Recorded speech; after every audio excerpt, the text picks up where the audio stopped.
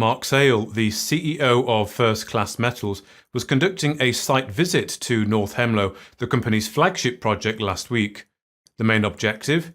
To trace at surface the extension of the historical showing of gold and molybdenum at Dead Otter Lake. I caught up with him at various points throughout the day. Hi Mark, can I ask you first of all, where are you now? Paint the scene for us. Thanks Mark. Yes, today I'm in a very autumnal North Hemlo.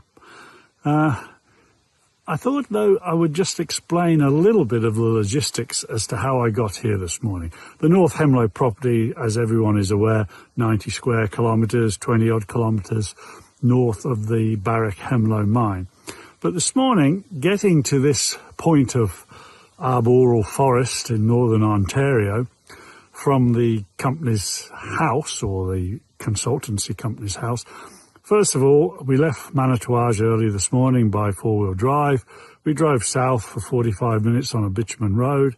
Then we headed inland in the four-wheel drive along forestry gravel roads until we got to a place where we parked the side-by-side.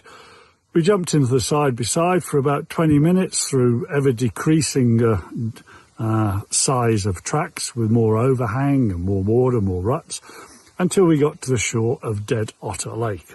From Dead Otter Lake, we jumped into a boat and we went a couple of kilometres along the shoreline until we got to a landing point that the guys had identified as safe and also a lot closer to where today's activities are going to be focused.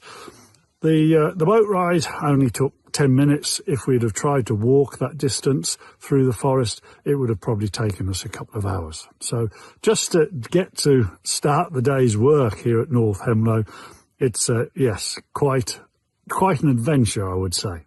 What are your plans for the rest of today? Yes, today's plans. Interesting day ahead of us today.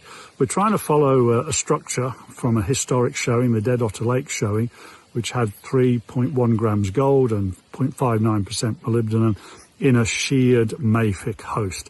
All those things are important, obviously the gold, but when we consider the model that we're following to Hemlo, which also has unusually high molybdenum for an orogenic gold deposit, and it's shear hosted. So we've got three factors there which encourage us. We're trying to follow the strike of the trend today. Other days what we've done is we've cut it at, or cut where we interpret the strike to be orthogonally so we can pinpoint it on the map. Now we've got a line, a vector. We're going to try and follow that strike and pick up samples, outcrops as we go. So we'll keep you posted. And finally, Mark, how has the trip been so far? I understand a big part of it was engaging with First Nations. Was this indeed the main purpose, or is there anything else significant that you achieved that's worthy of note?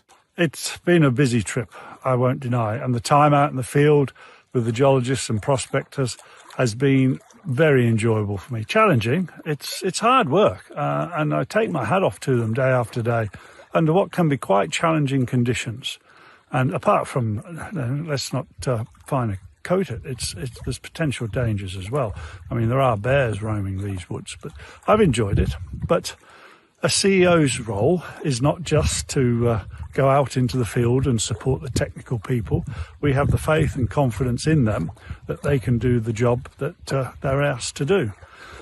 My trip to Canada has been very instructional for me as regards the technical sides, but equally important, I've had the opportunity to meet with several of the First Nations who have territorial claims over our property. We at First Class took the decision that we would go and talk with the relative First Nation groups about our exploration aspirations and, importantly, our exploration permits before we submit them via the Crown. So far, that open, transparent and willingness to discuss and in places change as need be, so everyone is happy, shall we say, mutually in alliance.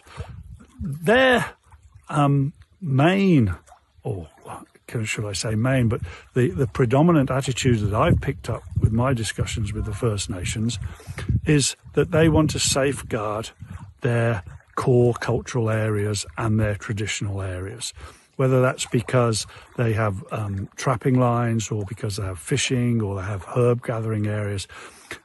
These are important to them. And at First Class, we are trying to work alongside them.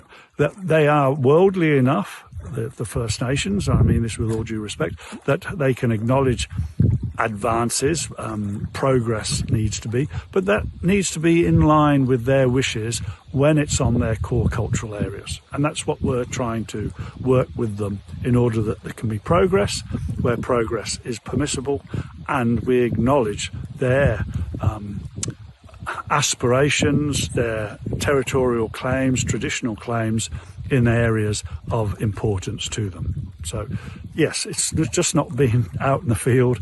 It's been round not boardroom tables but meeting room tables as well. But I've enjoyed both aspects of it, and I think that we are making progress on both aspects importantly. Thank you. Mark Sale there, the CEO of First Class Metals.